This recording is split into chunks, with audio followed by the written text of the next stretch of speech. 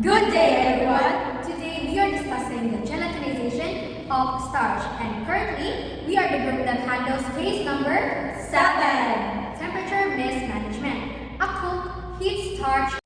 To start, our core situation is a starch mixture heated rapidly at a very high temperature.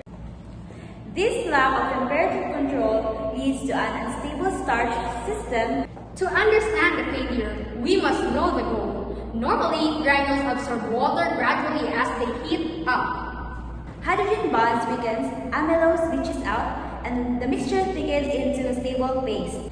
However, with rapid heat, the outer layer absorbs water too quickly. This causes the surface swelling, while the inner portion stays raw, leading to lumps. Looking at the viscosity graph, excessive heat causes granules to rupture and collapse. Instead of a stable thickener, you get a breakdown of structure and a watery mixture. For the molecular explanation and the risk, on a molecular level, rapid heating breaks hydrogen bonds too fast. The starch, composed of amylose and amylopectin, loses its structure and integrity. So, this creates two major risks. First one is uneven swelling, which causes floppy texture, and the second one is granule rupture, which results in the loss of thickening ability. Visible defects include scorching or burning at the bottom due to poor mixing, and thinning where the sauce loses its body. The fix is simple.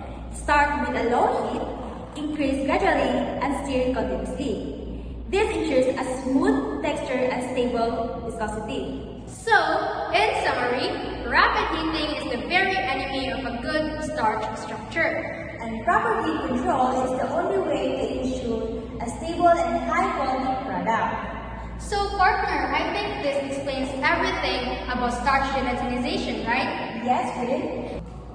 So, I think we now have a solution to case number 7. And we both now finally get it perfectly.